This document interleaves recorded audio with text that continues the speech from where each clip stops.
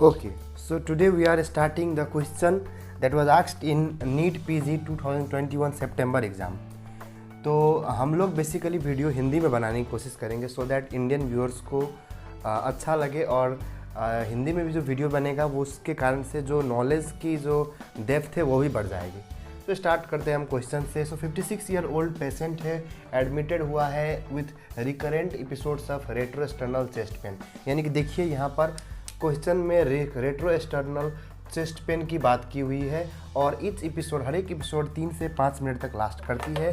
यानी कि हर एक एपिसोड 3 से लेकर 5 मिनट तक लास्ट करती है, यानी कि ये 20 मिनट से ज़्यादा नहीं होती है। और दूसरी बात ये आप ये भी बोल रही है कि जो सबलिंगुअल नाइट्रेट्स लेने के बाद पेशेंट को पेन रिलीफ ही हुआ है और इस पेशेंट का जब इन्वेस्टिगेशन किया गया तो ट्रोपाई नॉर्मल आ गया।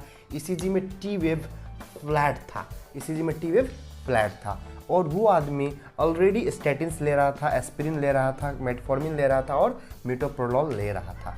अब देखिए, तो ये क्वेश्चन में हमको ये जानना है कि ये पेशेंट को सबसे पहले चेस्ट पेन है, ठीक है, और वो चेस्ट पेन भी रिकरेंट आ रहा है, बार बार उसको हो रहा है।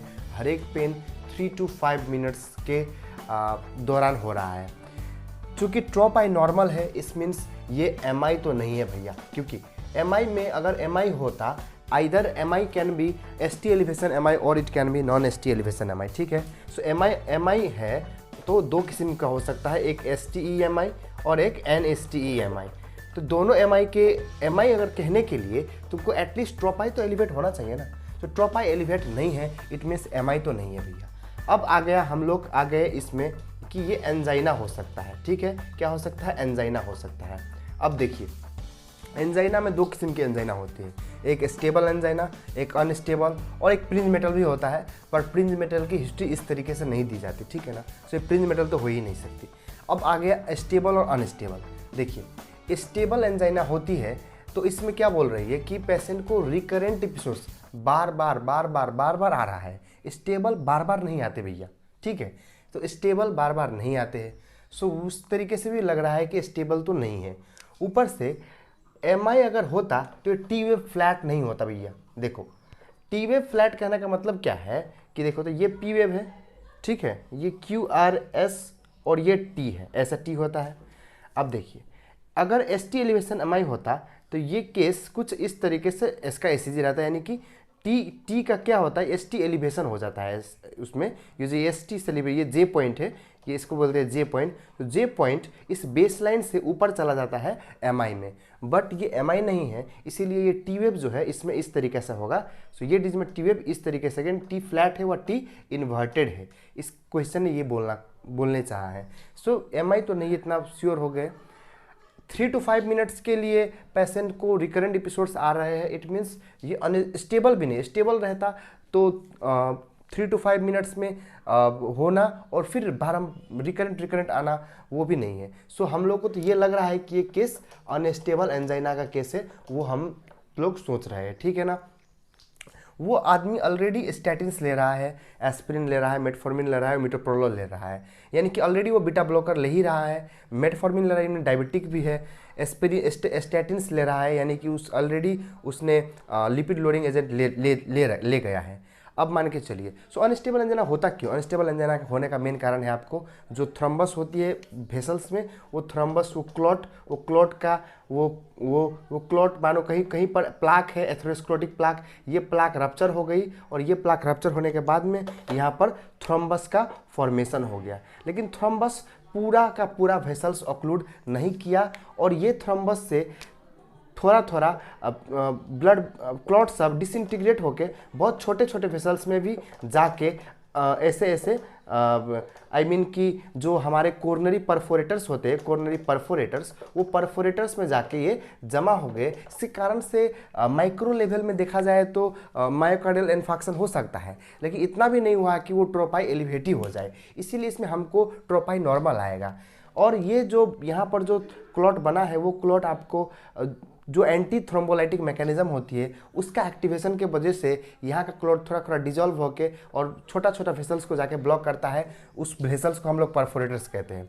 अब देखिए, यहाँ पर बोल रहा है कि आपका नेक्स्ट बेस्ट स्टेप क्या होगा।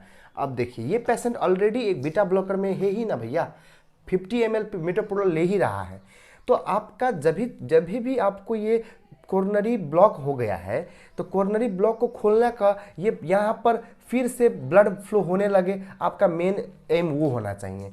तो बीटा ब्लॉकर दे के भैया आपको कोरोनरी फ्लो खुलेगा नहीं ना, क्योंकि ये तो यहाँ पर बेस्ट स्टेप पूछ रहा है। ये जस्ट एक नॉर्मल स्टेप बोलता था, आप इंक्रीज कर भी सकते थे, क्योंकि बीटा ब्लॉकर इंक्रीज करेंगे तो मायोकार्डियल ऑक्सीजन डिमांड कम हो जाएगी, लेकिन हो सकता है मायोकार्डियल ब्लड फ्लो भी और कम हो जाए और पेशेंट को और दिक्कत हो जाए। इसीलिए बीटा ब्लॉकर ऐड करना is not a very good technique, ठीक है। दूसरा बात, लो मोलिकुलर हेपारिन। हेपारिन क्या कर लेगी, ये क्लॉट को डिजोल्व करेगी, ठीक है, ये क्लॉट को डिजोल्व करेगी। हेपारिन एक थ्रोम्बोलाइटिक थेरेपी है, सो ये क्लॉट को डिजोल्व करेगी। तो ये एक हो सकता है, क्योंकि लो मोलिकुलर हेपारिन जैसे मतलब इनोक्सापारिन, इसका एग्जांपल हो गया आपको इनोक्सापारिन, तो ये हो भी सकता है, क्योंकि यहाँ पर तो आपको मेन प्रॉब्लम ही है कि क्लॉट को कैसे भी हमको हटाना है, और लो मोलिकुलर वेट हेपारिन देंगे तो वो ये लो मोलिकुलर हेपारिन करेगा क्या, ब्लड को और ज़्यादा क्लॉट नहीं होने देगा, ठीक है, और क्लॉटिंग को रोकेगा। नाइट्रोग्लिसरीन देंगे तो जस्ट ब्लड वेसल डायलेट होंगी।